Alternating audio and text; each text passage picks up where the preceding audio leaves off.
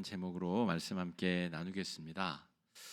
예수님께서 첫 제자들을 부르신 장면을 우리가 요한복음 본문으로 몇 주 전에 살펴보았죠. 예수님께서 공생애를 시작하시고 첫 번째 제자 그룹을 부르셨습니다. 그리고 나셔서 처음으로 한 일, 처음으로 간 곳, 이 첫 행동, 첫 발걸음이 왜 중요한가라고 하면 우리 정치인들도 자기가 출마의 변을 밝힌 다음에 심지어 밝히는 날짜, 시간, 장소도 특정해서 굉장히 중요한 의미를 부여하죠. 그리고 나서 대부분 어디를 가죠? 큰 정치를 하려는 사람들은 대부분 현충원에 가죠. 그거 발표하고 밥 먹으러 어디 식당 가지 않습니다.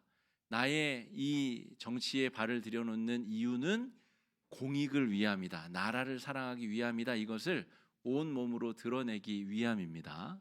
그러므로 예수님께서 공생애를 시작하시고 첫 번째 제자들을 부르신 다음에 처음 향하신 곳이 어디냐? 거기서 무엇을 하셨느냐? 오늘 우리가 그것을 좀 살펴보자는 것이죠. 예수님이 가신 곳은 가버나움의 회당입니다. 가버나움은 동네 이름이고 회당은 유대인들이 안식일마다 모이는 예배 처소입니다. 예배라고 하기보다는 말씀 자체를 연구하고 가르치고 묵상하고 외우고 배우는 그런 학습 공간 혹은 회집 공간 이렇게 볼 수 있습니다.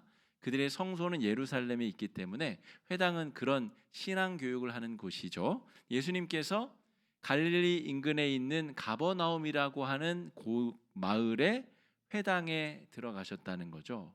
왜 거기에 들어가셨을까? 그리고 거기서 무슨 일들을 하셨는가? 오늘 그 내용을 좀 살펴보겠습니다. 가버나움은 파자, 그러니까 이 단어를 깨뜨려서 보면 크파르라고 하는 마을이라고 하는 뜻과 나훔, 우리 나훔 선지자 있잖아요. 은혜, 긍휼, 자비, 우리 문궁율 전도사님 계시잖아요. 그 궁율, 자비, 그러니까 자비, 은혜의 마을이라는 뜻입니다. 그런데 그냥 이렇게 보자면 은혜와 자비가 넘친다는 곳인지, 은혜와 자비가 필요하다는 말인지, 은혜를 간절히 사모한다는 말인지 정확하게 인지할 수가 없어요. 그런데 당시에 이 갈릴리 호수 인근의 사람들의 삶의 정황들을 통해서 유추해 보건대 아주 핍절하는 상황 속에서 하나님의 돌보심과 구원의 은총을 갈망하는 마을, 이렇게 이름을 해석하는 것이 옳습니다. 성지순례를 가보신 분들은 알겠지만 갈릴리 호수 일대에는 몹시 살기가 좋습니다. 전 세계에 그렇게 풍광이 좋고 기후가 좋은 것이 또 있을까 싶을 만큼 아주 살기 좋은 곳입니다. 농사를 지으려고 해도 풍부한 수자원, 나가서 고기를 잡아서 어족 자원도 풍부하고, 그러니까 살기가 아주 좋은 것이거든요. 그런데 정작 유대의 부자들은 그 동네에 살지 않습니다. 왜요?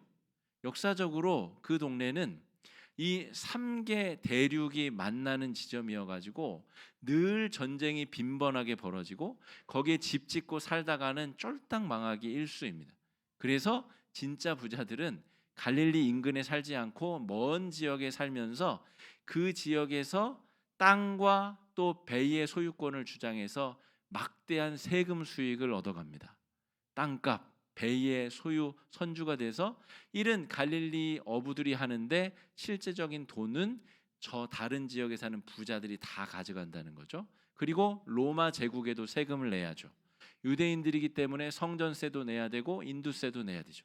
그러니까 다 떼고 나면 정말 남는 것이라고는 하나도 없는 그런 아주 핍절한 삶을 사는 사람들이 갈릴리 인근의 사람들이라는 거죠.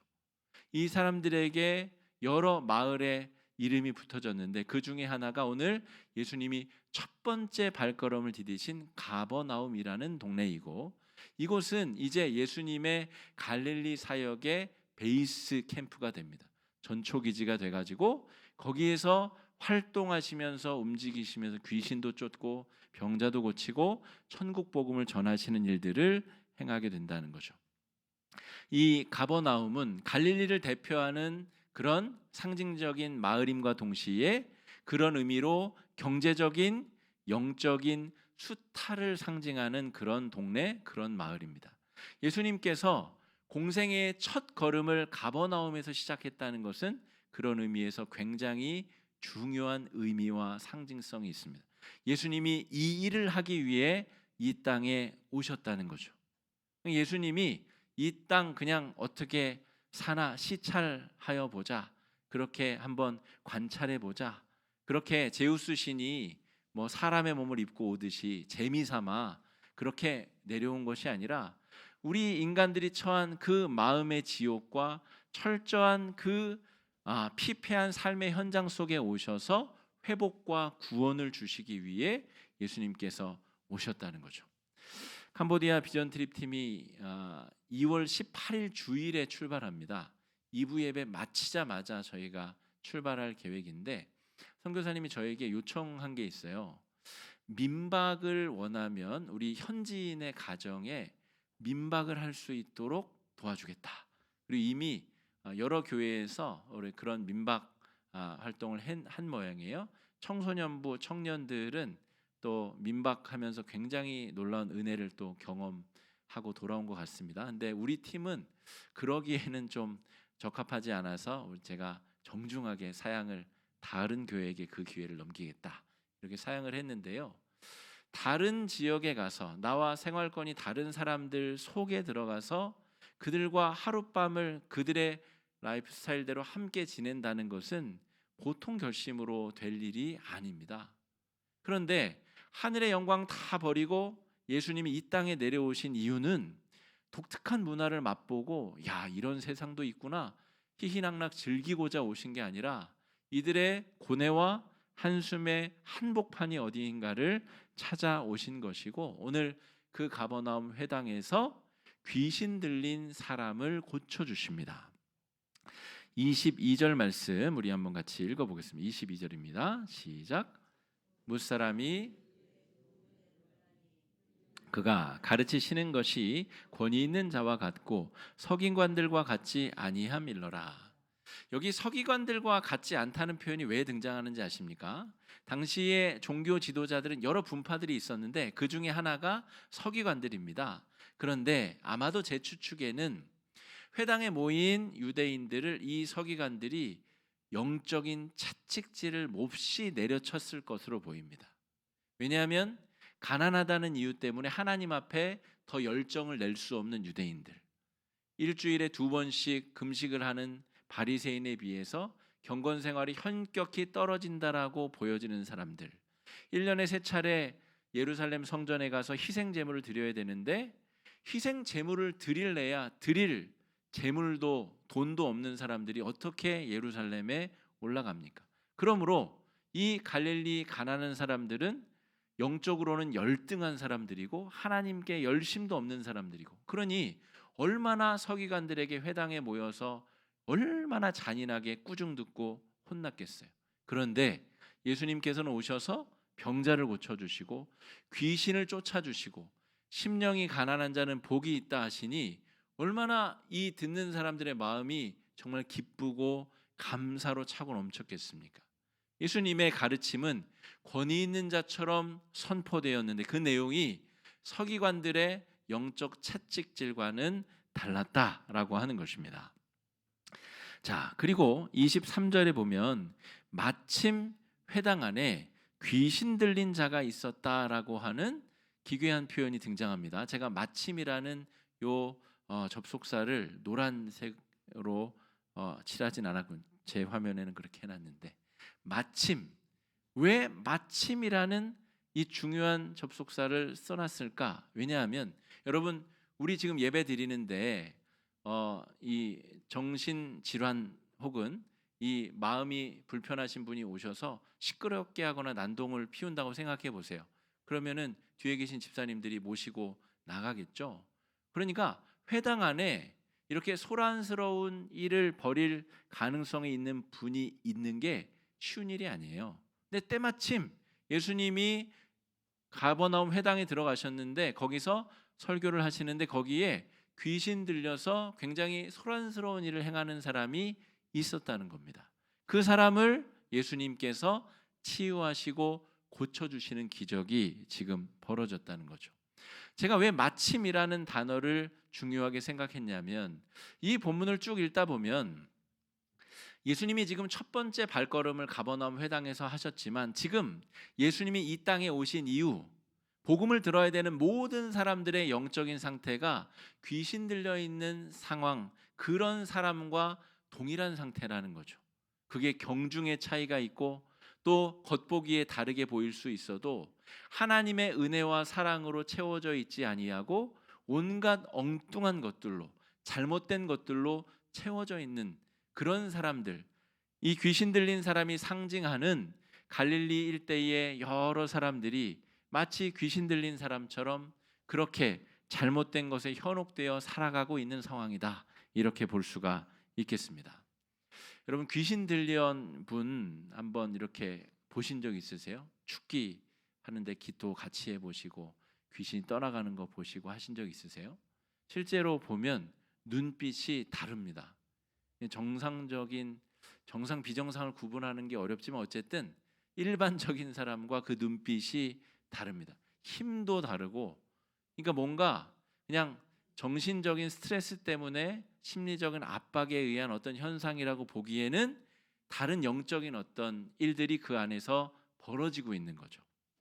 그리고 성경에는 영적인 존재들에 대한 증언과 확실한 고백들이 있습니다. 그 마침 회당 안에 있었던 그 귀신 들린 자를 예수님께서 자유케 하시고 해방시켜 주십니다. 하나님이 육신으로 이 세상에 오신 이유가 그것 때문인 것이죠. 귀신을 몰아내고 그 사람을 해방시키는 것. 예전에 모세 시대에는 애굽의 노예 상태에서 하나님이 이스라엘 백성들을 해방시키셨으나 이제는 그런 육체적 해방뿐 아니라 영적인 해방과 참된 하나님의 자녀가 되는, 하나님의 권속이 되는 그런 영적인 해방을 경험해야 되기 때문에 예수님께서 그 일을 위해서 이 땅에 오셨다는 거죠. 성경에는 우리 마귀, 사탄, 귀신이라는 표현이 혼재되어서 그렇게 사용됩니다. 그런데 이사야서 14장에는 이 마귀가 처음에 어떻게 이 세상에 존재하게 되었는가에 대한 그 근거를 상상할 수 있는 표현들이 등장합니다. 제가 14장 12절로 14절까지만 한번 읽어드리겠습니다. 너 아침의 아들 계명성이여 어찌 그리 하늘에서 떨어졌으며 너 열국을 엎은 자여 어찌 그리 땅에 찍혔는고 내가 내 마음에 이르기를 내가 하늘에 올라 하나님의 뭇별 위에 내 자리를 높이리라. 내가 북극 지폐의 산 위에 앉으리라. 가장 높은 구름에 올라가 그 지극히 높은 이와 같아지리라 하는도다. 그러나 이제 내가 스월 곧 구덩이 맨 밑에 떨어짐을 당하리로다. 유대의 전승에 의하면 이 마귀의 출발점은 하나님을 찬송하고 경외해야 될 천사가 나라고 왜 하나님을 높이기만 해야 되나? 나도 꽤 괜찮은 존재인데 나도 높임을 좀 받으면 안 되나? 이렇게 타락의 길을 걸었다는 것이죠. 아침의 계명성이라는 것은 금성을 말하죠. 그러니까 굉장히 아름답게 빛나는 영적 존재가 하나님 앞에 창조되었는데 그 존재가 스스로 교만에 빠져서 자기가 하나님처럼 높아질 수 있다라고 착각하고 하나님으로부터 적극적으로 떨어져 나왔다는 것입니다. 그게 바로 마귀 사탄의 정체성입니다.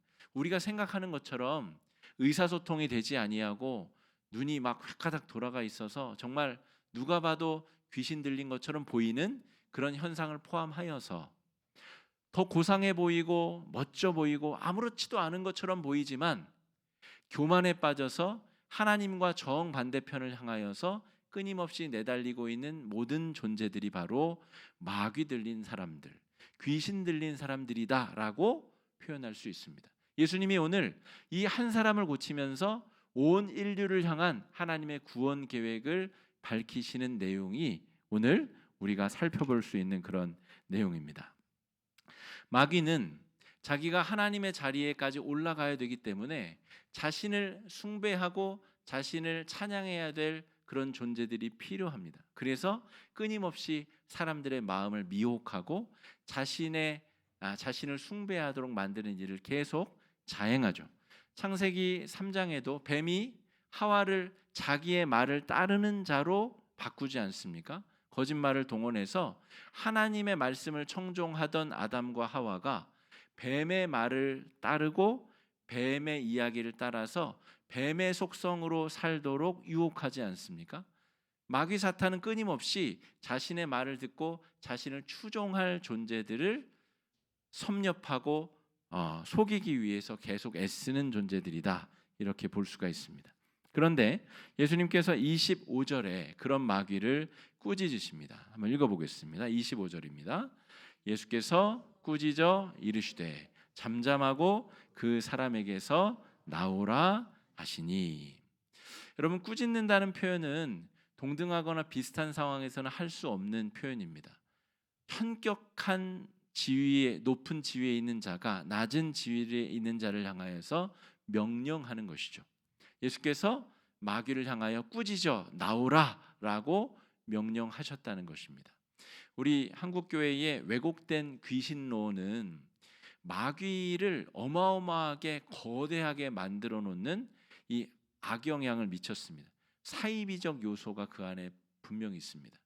마귀는 절대 하나님과 동등할, 비슷할 위치, 자격에 있을 수 없습니다.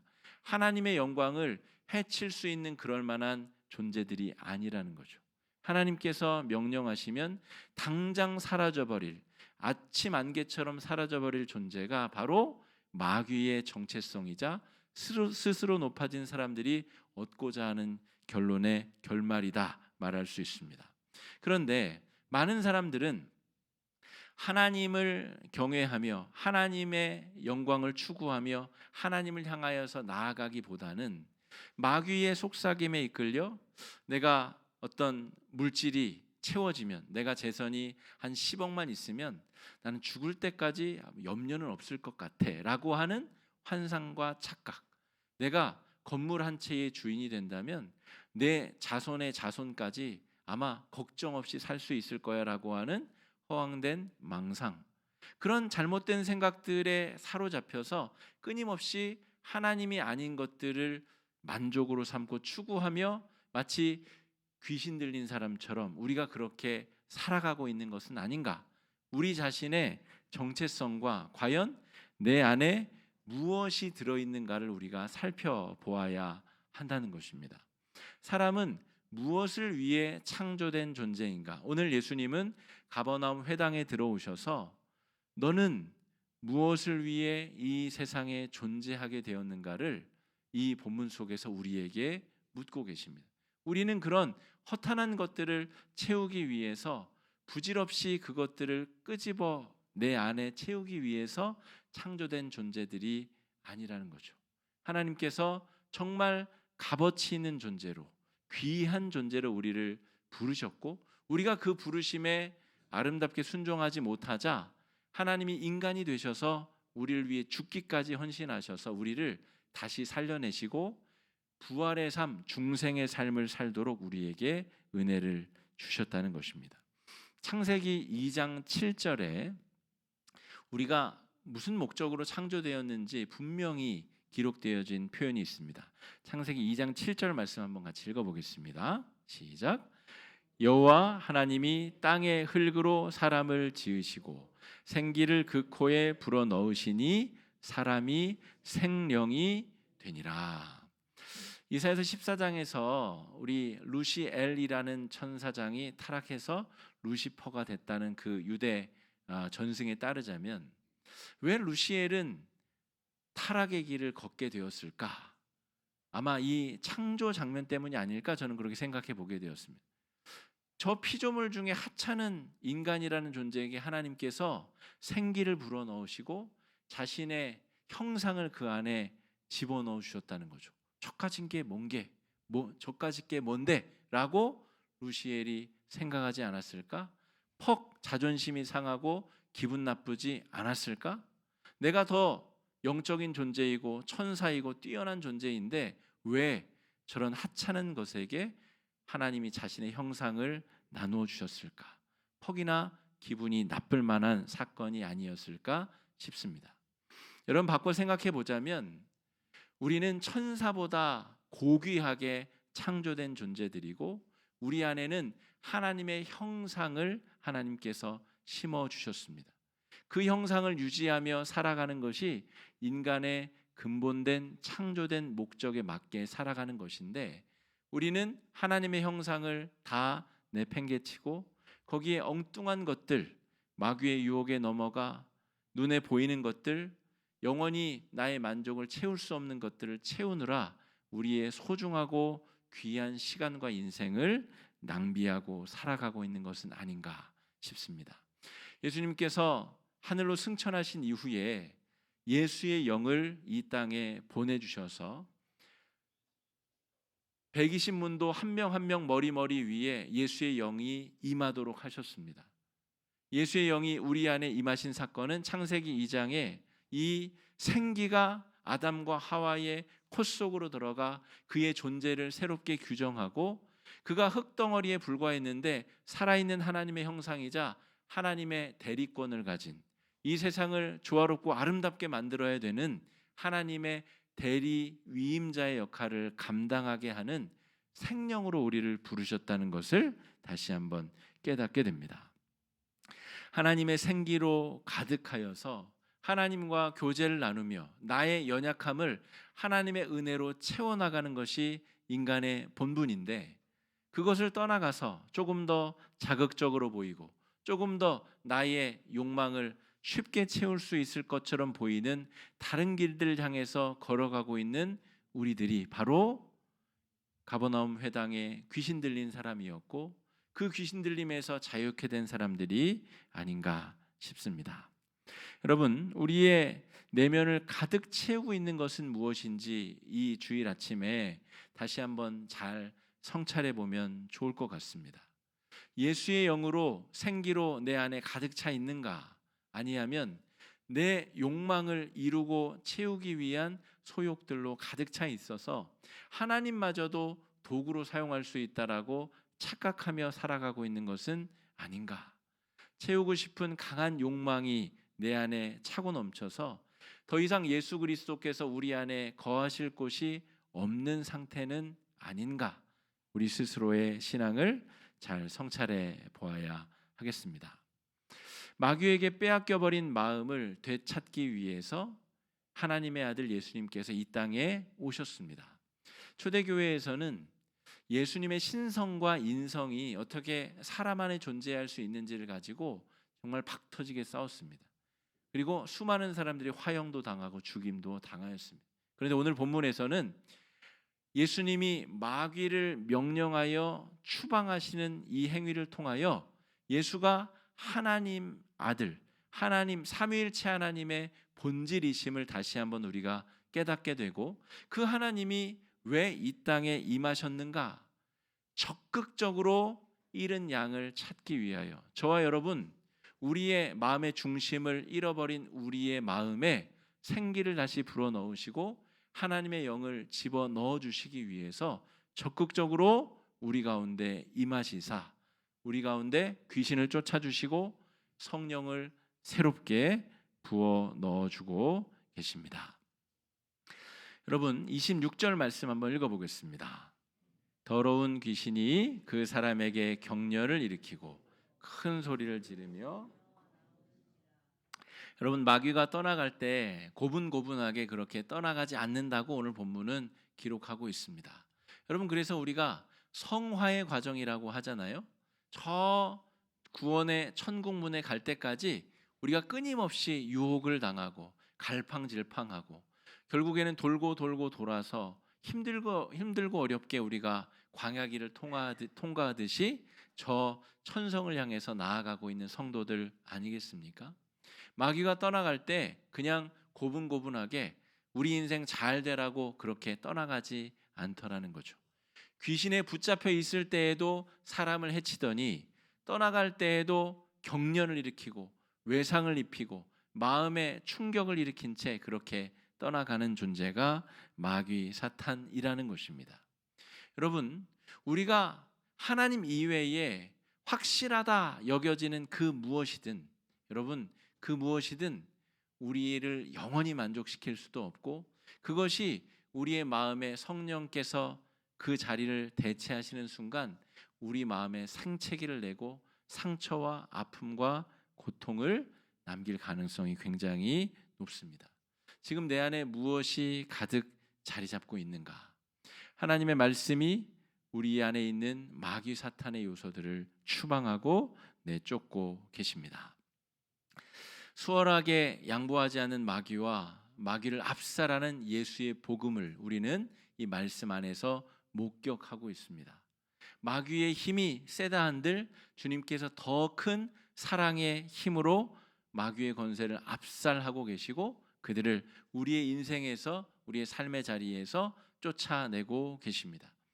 거듭난 사람, 이 귀신 들렸던 사람 이외에도 7 귀신 들렸었던 막달라인 마리아 같은 여인, 당시에 여성이라고 하는 지위도 굉장히 낮았지만 그 중에서도 7 귀신이나 들렸었던 사람은 다시금 이 세상에서 정상적으로 살아갈 수 없는 존재를 의미합니다. 그런데 예수님께서 이 첫 번째 기적을 비롯하여서 계속해서 사람들을 회복해 주시고 구원해 주심을 통하여 두 번째 인생을 살아갈 수 있는 은혜를 우리에게 주고 계시다는 거죠. 여러분, 우리가 우리 인생에게 좌절했을 수 있습니다. 나는 안 돼. 나는 여러 번 실패했기 때문에 나에게는 절대 희망이 없어 라고 스스로 생각하시는 분들도 여러분 안에서 희망을 발견하지 마시고 예수 안에서 나를 통한 하나님의 뜻을 발견하시고 예수 안에서 희망을 발견하실 수 있게 되기를 주의 이름으로 축복합니다. 내 안에 가득 자리 잡고 있는 것을 예수의 마음으로 성령으로 내쫓으시고 마귀가 쫓겨난 자리에 성령의 생기로 가득가득 채우시고 그러한 생기의 소문이 여러분을 통하여서 우리의 삶의 자리에 널리 퍼져가시는 은혜의 한 주가 되시기를 주의 이름으로 축복합니다. 이 시간에 말씀 의지해서 함께 기도하겠습니다. 기도하실 때에 주님, 내 안에 가득 자리 잡은 것이 무엇입니까? 하나님 이외에 하나님이 아닌 것으로 나의 만족과 나의 완전함을 이루기 위해서 내가 추구하던 것들 예수의 이름으로 다 물리치게 하여 주시옵시고 깨끗하게 비워진 심령 안에 예수의 영 성령으로 생기로 채우게 하시사 하나님께서 기뻐하시는 인생 살 수 있게 달라고 이 시간에 함께 기도하며 나아가겠습니다. 기도하겠습니다.